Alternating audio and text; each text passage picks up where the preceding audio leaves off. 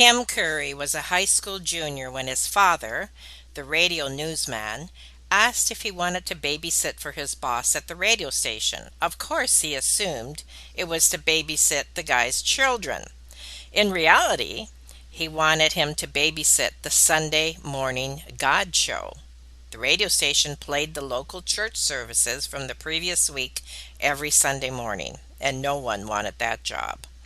It required him to place tape reels on a tape recorder and hit the start button on time. Pretty simple, pretty basic. It also required him to crack the microphone once an hour and announce the FCC's required station identification. He still clearly remembers the first words he muttered on American broadcast airwaves. This is KRLN, Canyon City, Colorado, the station with the news reputation. He immediately realized his chosen career. Today we're going to interview Kim Curry with a really exciting and interesting story of not only what happened in his career, but when he got a terrible diagnosis about his health. Have you ever felt like giving up, quitting, throwing in the towel? Welcome to Never Ever Give Up Hope featuring Carol Graham. She's an author, health coach, and motivational speaker. Backed into a corner multiple times in her life, Carol shares with you stories on how she overcame some of the toughest obstacles a person can go through in life, but refused to give up hope. Rather than admit defeat, an opportunity was presented, and it involves each and every one of you. Carol will feature spectacular guests who will share their messages of hope, encouragement, and their inspiration to prove why life's adversities only make you stronger. And now, welcoming the host of the show, here's Carol Graham. Kim Kid Curry has been a broadcaster for 33 years. In the intro to this show, I shared how his career was chosen for him. So welcome, Kim, and we want to hear that story. Carol, thank you very much for having me this morning. I've been looking forward to talking to you. So here's what you actually told the right story. That was absolutely how it happened. My dad came home that one day and said, "Do you want to babysit kids?" And I said, "Sure," figuring that's what it would be. But needless to say, 33 years later, it was a radio career. And after I left high school, I went to the University of Southern Colorado. At the time, it was called Southern Colorado State College in Pueblo, Colorado. And I spent 2.5 years there studying broadcasting. And at the same time, I did a 1-day-a-week show on one of the 2 top 40 radio stations in Pueblo. Top 40, of course, is current music. We all know what that is. So the day that I got hired, I was in the production room with the boss and the guy who was recording all of the drops. Now, you've heard major market radio, and you've heard, this is WABC New York. You've heard those guys with the big, deep voices. Well, every radio station has those guys. And he was in our studio the first day I got hired when I was in college at this part-time for this top 40 station. And my boss turned to me, he says, "Well, we need to make one for this guy because he's just starting. But we have to change his name because we can't call him Kim." Because back in the 70s, Carol, you know as well as I do, there were not very many guys named Kim in America. But it was fine because he reached over and he grabbed a 45 single. The little record we used to have with the circle in the middle. And he looked at it and he said, "We'll call this guy Gary Paxton." Well, the record he picked up was The Monster Mash by Bobby Boris Pickett. I remember. The Monster Mash was written by a guy by the name of Gary Paxton. So that's how I got my first radio name. I was Gary Paxton on that radio station. It was called 13K. So that's how I got my first radio name. After being in college and working at that radio station for a couple of years, I started feeling my oats, and I decided I would start applying for jobs around America because I thought, well, now I can go become a full-time DJ on a really big radio station. So I sent tapes around America, and I was offered a full-time job in Knoxville, Tennessee. Now, as I'm driving to Knoxville, Tennessee, I'm preparing for my first full time radio thing, excited about the new staff I'm going to meet, can't wait to see the new radio station. And I was going to be on the radio at 10 o'clock at night. And I thought, well, I'm going to come up with a different name because back in the 70s, you had guys by the name of Wolfman Jack. You remember him? Mm-hmm. There were the Boogeyman, Dr. Brock, the ugliest jock in rock. Everybody had funny names. So I wanted to come up with a strange name. So as I'm driving across the country, getting ready to drive into Knoxville, I thought I'd call myself Night Smoke because at 10 o'clock at night, you know what those kids are doing? Night Smoke. So I thought that was a cool radio name. I walked up to the radio station front door that day and I put my hand out to the receptionist lady behind the desk and I told her, I'm your new nighttime disc jockey, Night Smoke. Well, there was a guy standing behind her, a really big guy with a Hawaiian shirt on and curly hair. And he says, well, if it isn't Kid Curry. And I said, man, I don't like that. And the reason is because if you remember back in the 70s, there was a takeoff TV show called Alias Smith and Yes. Jones. It was a takeoff of Butch Cassidy and the Sundance Kid. Well, Alias Smith and Jones, one of the characters was named Kid Curry. So there I was, Kid Curry, my friends are making jokes all the time. Hey, Kid Curry. So I didn't like the name. So when he said, well, if it isn't Kid Curry, I said, I hate that name. My friends have been calling me that and I hate that name. And he said, well, then I won't sign your paycheck. And I Oh said, my goodness. Kid Curry it is, which was a genius thing that I had no idea at that time was going to be the best thing that could have ever happened to me. My style of radio, because I was a little kid, that's why he thought kid, because my voice was Right. very young. If you think about the 70s, Carol, you and I are older than a lot of people. They had disc jockeys that had very deep voices. It was very important in those days for announcers to have very deep voices. Well, I didn't have one. So I was named Kid Curry. And fortunately, there was only one Kid Curry on the radio in America for forever. I don't think there's ever been one since then Hmm. because my name and my style was identified by Kid Curry and nobody wanted to try to be me. So I was very, very lucky. So I'm in Knoxville for about 6 months and I started feeling my oats again, thinking that I was getting pretty good after 6 months of full-time practice. So I sent air Hmm. checks out again. Now, these air checks, this is how we applied for jobs. The things that DJs say is all you would put on your audition tape, all the music you'd cut out. So I'd send out these air checks across the country. Now, one night on my show in Knoxville, I had this idea. You know, there's a Peter Frampton song called Baby, I Love Your Way. And it starts off with applause in the beginning, and then he says, thank you. So that night on my radio show, as he is applauding, I heard the applause and I said, hey, Peter, your zipper's down. He said, thank you. So that was a funny thing I did as a radio Mm. DJ, but that ended up on my tape, my audition tape. Well, there was a guy that was in Miami. He heard that and thought, that's different. This guy was thinking further than just time and temperature. And so through that series of strange circumstances, I arrived in Miami and worked for a guy who at the time, Carol, I'm sorry if I get too deep here, but I'm hoping I'm telling a fairly cognizant story here. Absolutely. But if you remember back in the 70s, you and I only listened to music, the Beatles, Della Reese, Martha and the Vandellas, the Supremes. We only heard them on AM radio. All the FM radio stations were meant for the rock and roll guys, the guys that would play a bunch of songs in a row and then Hmm. say, well, before that you heard, and before that you heard. Right, And they were right. like the hippies, right? Well, the broadcasting industry realized the quality of FM was way better than AM and that the major part of broadcast money was going to be made on the FM dial. So there came a time in America where top 40 radio shifted from AM radio over to the FM dial because it was a much clearer signal. It was in stereo and it just sounded better. So that the first major radio battle between FM radio stations happened in Miami. When I was in college, I would be listening to these tapes of these radio stations around the country. just to get an idea of what the major market DJs were supposed to sound like. It's how we kind of mimicked them to get better.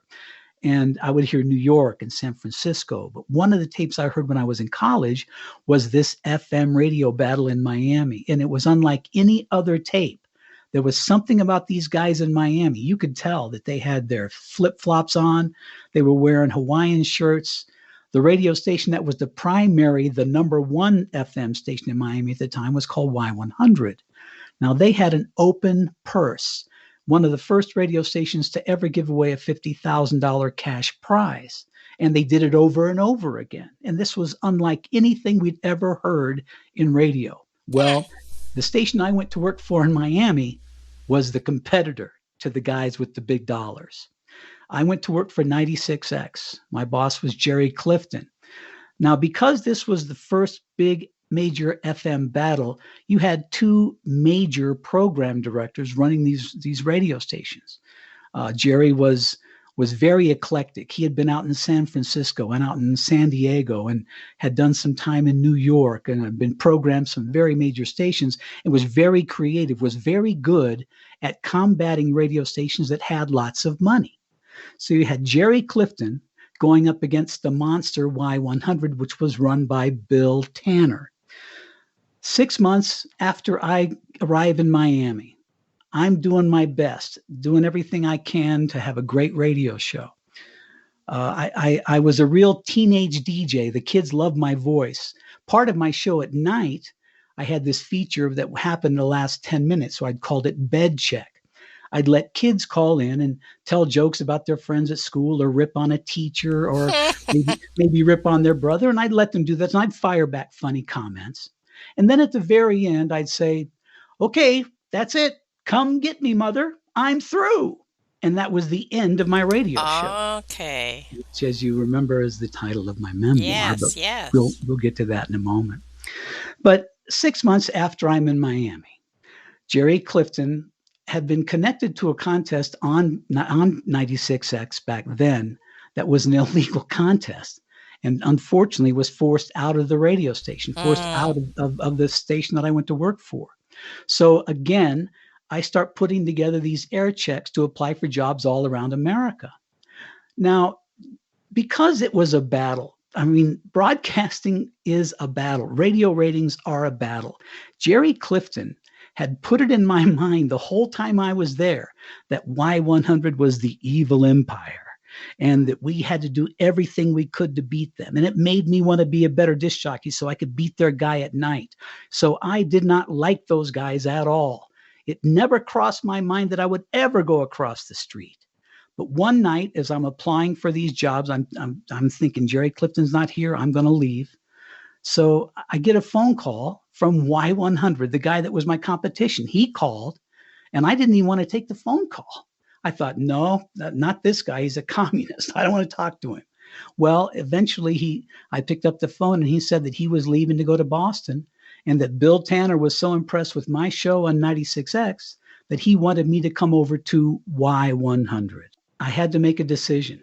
I didn't want to go, but I knew, because I'd known the history of this radio station, it was the primary number one FM radio station in America. So why wouldn't I go over there? I just had to get over it. So these two guys that I've worked for, Bill Tanner, Jerry Clifton, become my mentors. And that's who wraps my career for the next 33 years. In time, I was in Miami probably until around 1980.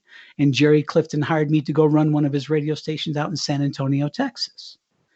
And then as I'm out in San Antonio, Texas, Bill Tanner goes up to Washington, D.C. And so he hires me to come up to Washington, D.C. And then about 6 months after me getting there, Bill decides he wants to come back to Miami.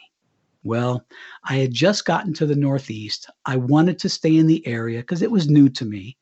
So I decided to try to find a job, and I landed one at a station called B104 in Baltimore. Now, I've worked for Jerry Clifton, a legend, Bill Tanner, a legend. The guy I went to work for in Baltimore, his name is Steve Kingston. Now, Steve eventually became the program director of Z100 New York, the largest FM radio station, top 40 radio station in America. So I've been blessed to work with three of the geniuses of my business. That cred gave me a lot of things that I probably shouldn't have gotten. I mean, I was well educated and got jobs I probably shouldn't have gotten. So eventually, Steve goes up to New York to run Z100. I decided it's time to get back in the sunshine, and I took a job to come back down to Miami. That was around 1987. I come in and out of Miami twice because I'm there for a couple of years, and my father ends up having both his legs amputated here in Colorado, which is where I'm at right now. He was in Canyon City still, and he had had a head-on accident with a tractor trailer in the 70s that just damaged his knees to no end. In fact, before they knew the flesh-eating disease, he got it. So he ended up having his legs amputated from the knees down. I took a sabbatical from Miami for a year to come back here to Colorado to, put ramps into his house and open up the doorways so my dad could get his wheelchair in. And at the time I was here in Pueblo for that 1 year, I worked for my college professor because the guy that I went to school, that was my teacher when I went to college in the early 70s, was still in Pueblo running the #1 country radio and oldies radio stations. And so he gave me a job to work in Pueblo at KDZA so I could kind of keep my fingers in the business while I was taking care of my father. But my father is a radio guy. He kept saying, "What are you doing here? You're supposed to be in big time radio. You've got to get back to work in Miami." Unfortunately, the people in Miami had felt my loss. The ratings had suffered, and so they wanted to get me back in. And through a series of circumstances, I end up becoming the program director. So I got there as the young kid in the 70s. And by this time, it's 1996. And now I'm the old guy, and I'm in charge of the radio station. And the radio station for the next 9 years has the most success it has ever had. It is still on the air. What's the name of that station again? It's called Power 96. Power 96, which if I'm not going to I'm not even going to say it. Yes, Power 96. So I was fortunate enough to take over that radio station in 1996. I really appreciate it giving us the backstory because, for one thing, you brought back so many memories. Oh my goodness, the songs. And immediately, as I'm sure you are fully aware, when people hear a song from their past or even the name of a song from their past, it conjures up so many memories. Yes, ma'am. And it's funny how music does that. Do you have any thoughts on that? You know, I first of all, I grew up as a trumpet player in high school. I started playing the trumpet in 5th grade. I actually went to college as a music major. I had just started the radio thing and thought I was going to stay as a music major. So I've been in music my whole life. I was a trumpet player, man. And, Oh, that's right. I actually made it to Europe in an all-American high school band because I was fairly talented at it.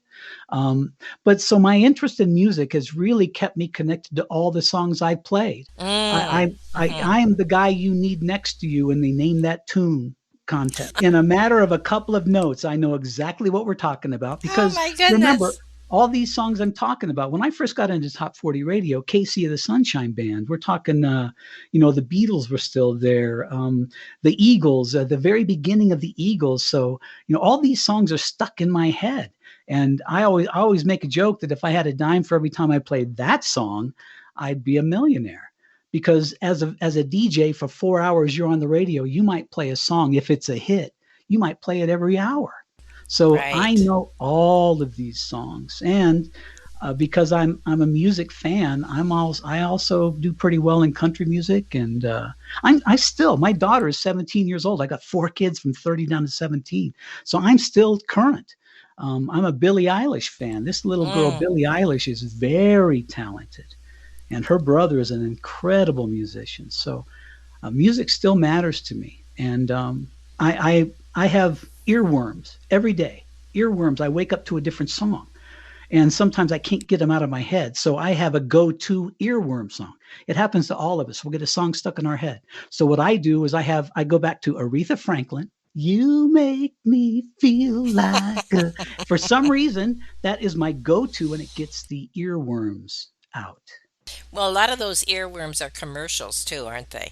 Oh, yes, ma'am. Well, I appreciate you sharing this backstory No. regarding your career, but there is a very serious shift to this, and we're going to take a short break, and then you're going to share that story, as I mentioned at the top of this show, how multiple sclerosis affected your life.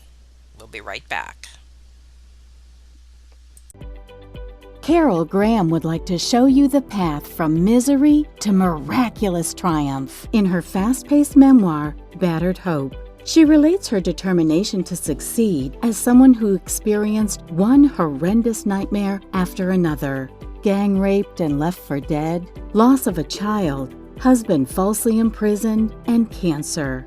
Nothing could break her tenacity or faith. No matter what you face, heartache, loss, suffering, or injustice, Carol will illustrate how she became a victor the same way you can. The secret is to never, ever give up hope. Order your copy at Amazon or batteredhope.blogspot.com. Thank you so much, Kim, for sharing what you have already. And now we're going to come to the part of the show where I believe many people in the audience will relate, and that is when they receive, or someone they love receives, a diagnosis, a health diagnosis that can be debilitating and totally change their life. So pick up your story from how and when this happened. Multiple sclerosis lingered in me my entire life. I just didn't know what it was. I mean, I thought in San Antonio one time I was all tingly and my fingers were all crazy and they was curled up, and I thought I'd been bitten by a fire ant. Um, One time I thought I've been stung by a killer bee. One time in particular, I was in Washington, D.C., as I told you earlier, and I told you about my bed check segment. Now, that was a little kid's segment, okay? Um, but in Washington, D.C., it took a political turn. Strangely enough, I'd have political party jokes be called in. And specifically, one time, I started getting a call from this one guy, and he'd say, "Hey, it's me, Frank the Framer, and I'm over here at the White House, and the president is listening to you right now doing bed check." And I'd go, "Ha, ha, ha, ha," and I'd move on, and I'd take the next call. I didn't think it was anything real. And then I'd get a call the next day on bed check, and he'd say, "Hey, it's me, Frank the Framer. Mr. Reagan just left the building. He thought that last joke was really funny." And I was like, "Sure, sure." And I'd just go on. Well, this continued to happen. Now, because I recorded this, I could take him offline and say, "Hey, who are you?" So one night I did. I'm like, "Come on, man, that's enough. Who is Frank the Framer?" And he says, "Well, I am Frank."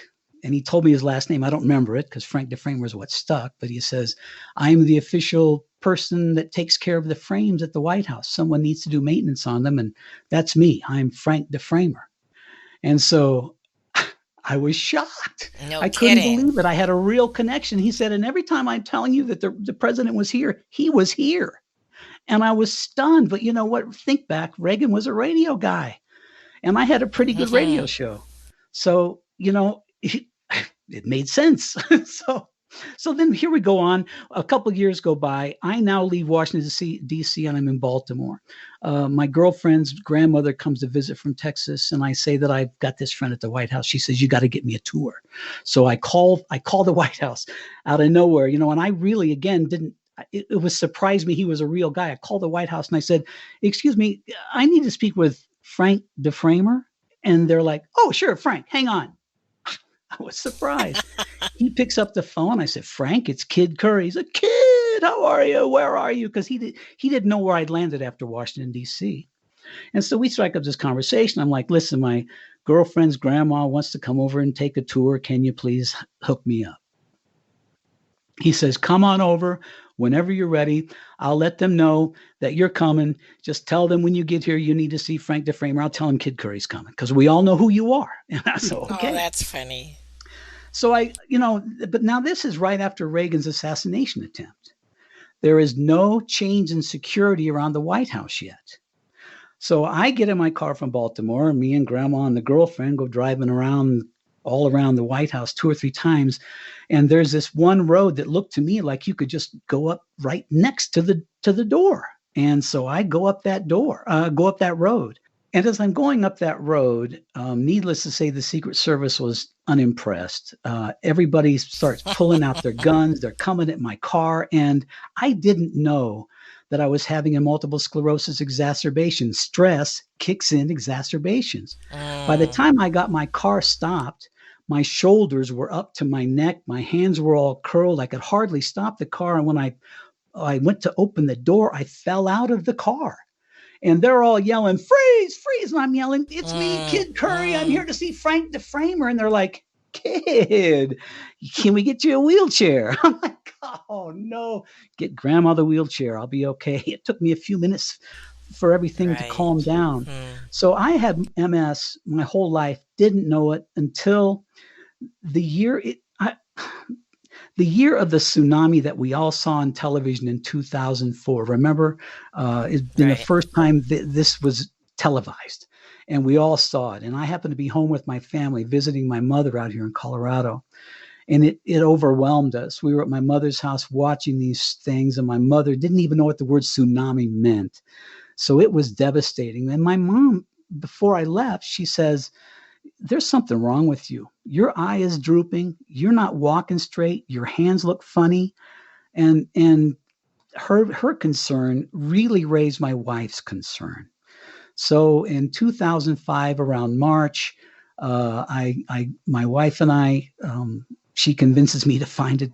Actually, you know what I did is I went to my chiropractor first because I thought because it was my gait, I thought she could pop my back and just put everything back into place. Hmm. But it was Hmm. my chiropractor who said, "You need to go see a neurologist because there's something really wrong with you." And so that started the testing for multiple sclerosis. It took about 6 weeks. My wife says it was 2 months. And then that's when my wife coined the phrase, that's when our snow globe got shook. I was at a corporate meeting over in Naples. Uh, it was 5 o'clock in the afternoon. All the corporate geniuses were there. I get a phone call on my phone. My doctor, I see it's her. I go to a room. I take the call, and the doctor says, Mr. Curry, I need to see you on Monday. It's my evaluation. You are a real multiple sclerosis victim, and we need to find out what to Oh, do for you right now. And I went into the corporate office and told the guys goodbye, packed up my stuff, got in my car. Now, Naples is across the Alligator Alley from Miami. So on that 3 hour trip back to Miami, I was on the phone with my wife, and she's on the 2005 version of Google. I didn't know what MS was, neither did she. But by the time I finished my trip back home, I realized and I'd learned that people can die from multiple sclerosis.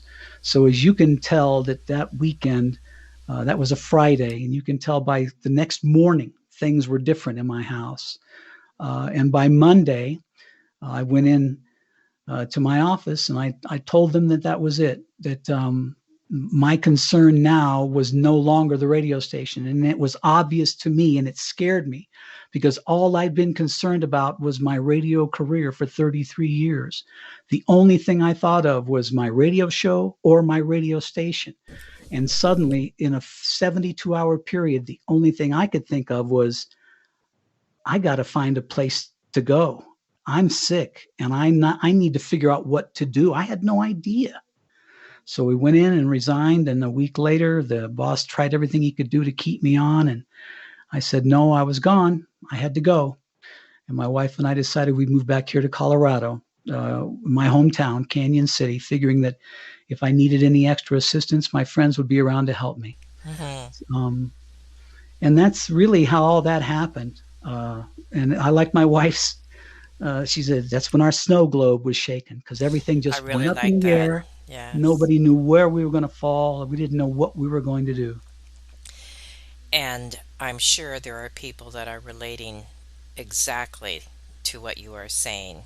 Yes. So we know we're running short on time and we do Okay. want to talk about your books, of course, but maybe capsulize what happened in a few sentences regarding the time from your diagnosis to when they found something that could help you. It was 8 years. I had real steady decline for 8 years, 2005 till around 13 or so. And then my doctor decided there was no change. It was time to do something. So he changed. And the whole time, my wife, she affords me the best doctors, the best therapists, the best medicines. The whole time, my doctor for those 8 years was telling me I need to take vitamin D. It never really stuck. But when he decided that it was time to change the medicine, he was adamant. You've got to start taking vitamin D and now. And I changed my medicine and still waited 6 months because I just didn't think a vitamin was going to do it. I was a radio DJ. We made jokes about vitamin C on my radio show. My mom always says, take vitamin C, and then she sniffs and sneezes. So I've made jokes about vitamins. I just didn't think it would work. But I can tell you after 6 months of a new medicine and then 6 months of concentrated 5,000, 8,000 IUs of vitamin D every day, after 8 years, my condition leveled off. It was noticeable to my wife and I that I wasn't getting worse. It surprised us. It took a couple of years to shake all that out because suddenly I wasn't really concerned about dying. It really gave us a chance to take a breath. It gave me a chance to find a new me, and it gave my wife a chance to find a new her. Let me brag about her just quickly. We went out to Colorado and we came out here to fix and flip houses. She didn't like the way the realtors were treating her, so she went and got a real estate license. A year after she got that, she was breaking per capita records in the state in real estate. A couple of years after that, she becomes a real estate consultant. And today, my wife doesn't sell houses anymore. She is a consultant. You can't even talk to my wife unless you sell at least 100 houses a year. So she has, I'm telling you, this changed. My wife is a superstar. And I used to think I was a high-paid dude, man. I'm sorry. My wife puts me to shame. But then I had to come up with a new me. I have all this Kid Curry radio thing, this obsession I have with broadcasting. And because I was no longer sick, I could feel that I needed to do something else. And then I had an incident happen that really changed everything for me. When I left the business in 2005, I disappeared. When you're the program director of the #1 radio station in Miami, Florida, and it was the most listened to radio station in the Southeast United States at the time, you're a pretty big deal. So when I disappeared, a lot of people didn't know. They did not know what happened. And I didn't communicate with anybody except this one guy. His name was Vince Pellegrino. He used to be the owner and editor of the magazine called Street Information Network. It was a magazine, a promotion magazine for music and songs. And his birthday is on April 1st. Mine is April 20. So each year I'd get a call from him on the 20th, and I'd call him on the 1st just to say happy birthday. Well, every year Vince had a big party for the people that, you see the Grammys. Those guys get the Grammy Awards, but they wouldn't be getting those awards without their promoters who were getting the songs on the radio stations in America. Well, Vince did a yearly presentation where he gave awards to the guys who were the best promoters in the radio and music business. So it became a big deal. I never attended, but it became almost as important to the industry as the Grammys because the industry people were finally getting recognition. Well, I'm out almost, 10 years or so. And I get a call from Vince and he says, I want you to come to New York. I want to give you a Lifetime Achievement Award at my next convention. So he flies me and my wife out to New York. He has this thing at B.B. King's Blues Club. I get on stage and I see my entire radio career in front of me, 30 years of friends. The next morning, Vince comes to me and he says, you know what, man, I'm dying. The reason I have you out here is because I want you to wake up. I want you to do something. I want you to try to come back. And it really affected me. Vincent was a very close friend of mine. And I knew he was sick. Everyone knew he was sick, but no one really told me. And so that morning he sat there and told me how sick he was, and he encouraged me to do something. But, radio is such, music is such that I was well gone. There's nothing I could do for anybody in music or radio. So I had to come up with a new me, and I decided that I wanted to learn to write because I wanted to tell my story all the way to Vince Pellegrino pulling me up and saying, "Come on, man, shake yourself off." So I hired a writing coach, the lady who is the Northern Colorado Writers Association founder. I hired her. She taught me for 6 months. Actually, you know what? She didn't even talk to me. She gave me books to read. She says, "You need to read these books before I'm going to talk to you about how to write." So I read these books for 6 months, and then I worked with her for 6 months. I'd write things and I'd send them to her. And you know how you get your paper back in high school with little red marks on it? Well, she'd do that. And then I did 6 months of research, and then I wrote my memoir, Come Get Me, Mother, I'm Through. I told the story of my career. I told the story of my diagnosis and what happened after that, all the way to my friend Vince Pellegrino. I was in the writing mode, and I had a story that I wanted to write that my father and I kind of lived through. Uh, and so I continued writing, and I wrote a short story about what happened to a small American town and its only radio station after President Reagan rescinded the Fairness Doctrine in 1987. That was the rule that required equal time for contrasting points of view. If somebody was on a radio station or a TV station and lied about a conspiracy theory, you, me, any American had the right to demand equal time to dispel that theory, to dispel that conspiracy, to dispel that lie. Well, once that rule is gone, lies are legal without debate. So that was what that short story was. And that's what brought me to my current situation, which is a book I just finished. It's an 85,000 word novel. It's currently titled Bonnie's Law, The Return to Fairness, because I'm hoping some young lady reads my book and decides that we need to go back to the Fairness Doctrine because there's too much division made on that one decision alone in America. Wow. I am so glad you shared that because each one of those books, and when is the latest one going to be released? I'm meeting with some people tomorrow. I self publish, but Okay. I'm getting some very superior help this time on my third book because, like I said, this as excited as you are about this, there are a lot of people who are waiting to see this next book. So I'm getting some real professional help, and I'll let everyone know it should be in the next couple of months. Yeah. So, is there anything that you want to say as a word of encouragement to the audience, especially those who may be suffering, and what your attitude is from then to now, how that has changed? I feel multiple sclerosis. My diagnosis and everything I've been through has almost made me a better person. You know, my wife, because of the nature of her job, she is a very positive person. There's a lot of positivity in my family, in my house. I wake up every day very pleased that I see the sunset, the sunrise. I live my day all day long, smiling at people. Because I'm the guy in the wheelchair, I create the mood in the rooms that I'm in. So I'm always Hmm. saying hello to people. It was like when I was Kid Curry, I'd walk into a room and people were like, "Oh, look, it's Kid Curry." Well, it was a mental thing for me after I got diagnosed and went, from a cane to crutches to a Mm, wheelchair. People didn't want to be next to me. So it was a mental thing. I had to come back and go, wait a minute. If I'm the guy in the wheelchair, I'm still Kid Curry. I create the mood because everybody's looking at me. right. So I create the mood. I start the conversation. I smile at people. I say good morning. Kids are my favorite because I'm at their height. And kids love me. So I think positivity comes in our DNA. I believe it's within you. Once you find it and you realize it, we're all supposed to be good.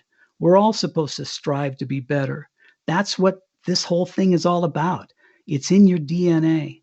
And so I'm a positive person. I don't get defeated. I thought I was going to be defeated, and for some reason it didn't happen. So I'm taking every day and I'm making sure it's the best. And I want to encourage everybody to do the same because it's in your DNA to be good and to work hard. And attitude makes all the difference in the world. I don't care Yes. what the circumstances are. You hit it bang on. It ain't what happens to you, it's what you do about it. Absolutely.